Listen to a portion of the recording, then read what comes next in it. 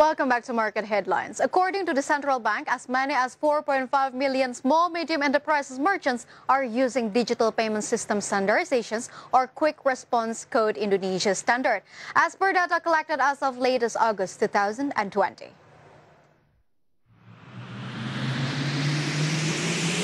Central Bank remarked extraordinary increase on quick response code Indonesian standard users.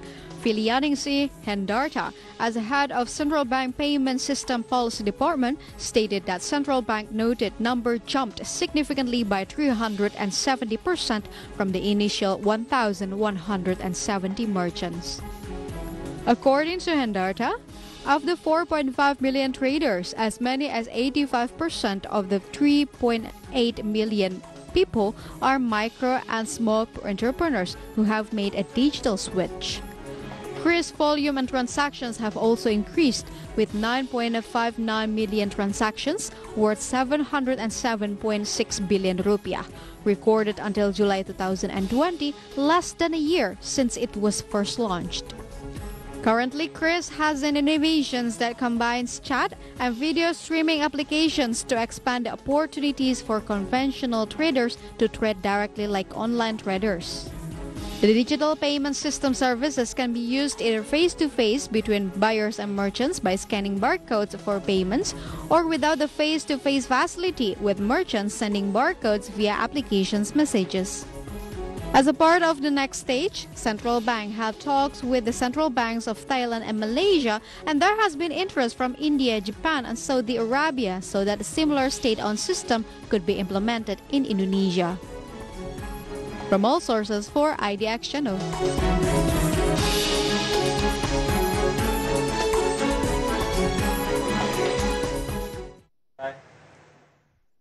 And yes, viewer, when we talk about digital payment system standardizations, here it is in Indonesia, we have Qris, or Quick Response Code Indonesia Standard. So long story short, Indonesia has followed the footsteps of Central Bank of India, Thailand, and also Malaysia to have invented a payment service that allow users to make a payment system or a transfer fund from one platform to another platform by within the central bank ecosystem. So here it is right now, live via Zoom. We are going to have further discussions about that with Gedung Mahartapa as a fintech practitioner and also a member of Indonesia Fintech Associations. Hello, sir. How are you? Hi, Clara. I'm very well, thank you. How are you? Mine is very good. Thank you for asking, sir. Sir, as I know that you are a fintech practitioner, I'm very aware that you are really get used to with the term of Qris, QR code, and etc.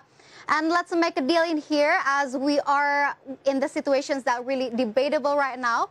Is it Qris or Qris? How can we pronounce it? We agree that we're going to pronounce as Qris, not Qris or other else. All right, so is it settled, right? It's Qris in Indonesia. Not even Qris. It's Qris with K-R-I-S. All right, sir. It's settled then. Yes, it's quite debatable. So regarding about Qris in here, we know that Qris is a new breakthrough from Central Bank and it's currently applied in Indonesia. So what is actually your opinion about Qris? What is actually Qris itself in your definition? Yeah, we realize that not many people really know about Qris now because we have facing a pandemic right now in Bank Indonesia and all of the stakeholders. We call it penyelenggara jasa sistem pembayaran, or we can say payment service provider. We are all together to promote the universal, standardized, interoperability payment methods. So this is all about Qris.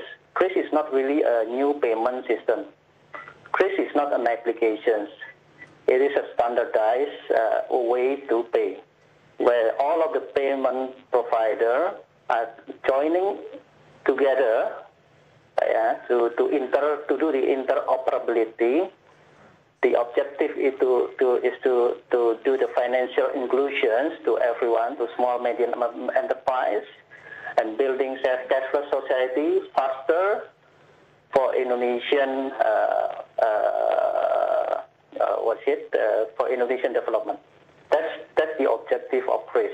Of course, all the stakeholders are doing together, including Bank Central, that they initiate this project. All right, sir. When we talk about financial inclusions, of course, Central Bank wants so many merchants to use QR code in this term as Qris, as a quick response code Indonesia standard. Yeah. So how can these merchants can join to use Qris itself? Yeah, it's even easier now. Everyone can have their own merchants. I mean, they have their own interest to sell their goods or services. Right now, even with Qris, everyone can be a merchant. It's easier to register to one of the payment service provider, either from the banks or from fintech, which is from mobile banking or through e-money. Yeah. Every provider, they have their own way to register, and even now it's easier to get that. All right, sir. As you are a practitioner of fintech itself, how can you get the code? Once you register as a merchant, as an account merchant, then you will get either static QR code or dynamic QR code. It depends on your need. Whether you need ADC to generate the codes, or it's just as simple as just putting your sticker on your area, probably on the in the cashier area, or even in the for small and medium enterprise, we can put that in the on the glasses or whatever, right? Sure, it's interesting because it's really easy to apply about the Qris itself. And I want to know, Qris has been delivered by Central Bank with the terms that by January 1st, 2020, all merchants should pay with this standardizations code. So does this make any difficulties for some merchants for applying Qris itself? I don't think so, because it's actually amazing that that merchants is actually encouraging to register the Qris, because they know that that with Qris they can accept everyone, not only one or two payment service provider. So it is also interesting for them to connect, to provide this kind of methods. And also we promote this Qris as one of the standardized health protocol in this pandemic. So it is also one of the encouragement for them to install Qris into their businesses. All right, sir. When we talk about you as the CEO of a company that runs in financial technology, what benefits your company can gain from this Qris implementation? Yes, that's true. There are a lot of opportunities that we can get as a fintech, since Qris has been implemented for all. So that means that we have another business opportunity, which is to acquire the merchants. We have the same level field opportunity to acquire the merchants. Not only big players, small player also can do acquisition of the merchants. This is also a good thing for Indonesia, because with this method, everyone can be a merchant, can get connected to a digital financial. Yeah, so we can call it as a one single window only, right?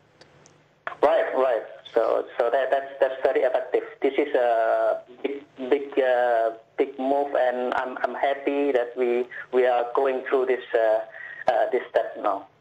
It is a really game changer as from your elaborations back then. But when we talk about security aspect, we know that cyber attacks is everywhere. It's happening right now because security aspect is one of the crucial things right now. How safe it is to use Qris as a payment method nowadays?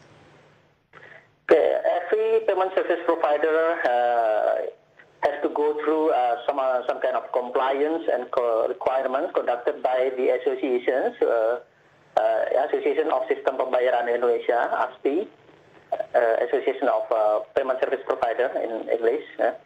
And then we have to go through by auditing, audited by the external auditor. Then also from the perspective of the standardizations, we are using AMP standard messaging. And also all of these things have to be verified and done due diligence by the Bank Central. Not every payment service provider automatically eligible to join with Qris. So it has to be go through these kind of steps. All right, sir. So when we talk about central bank in here, is there any incentives from merchants for using QR code from the government? Let's say central bank in this case. Yes. Recently, due to pandemic, we as a payment service provider association and also the Bank Central agree that we give merchants mainly for micro merchants incentive, which is from the 1st of April until the 30th of September, we waive the MDR to become 0%. All right, sir. It's really interesting how Qris can be a game changer in our society. When we talk about our society, it's digital transformations in Indonesia economy. Sir, thank you for your time with us. You're welcome. Yes, your explanation is really well explained, and we hope nothing but the best for Qris in the future and also more innovations in digital transformations in Indonesia. Thank you, sir. Yes, you're welcome, Clara. And yes, viewers, stay tuned to market headlines because we will be right back after this quick break.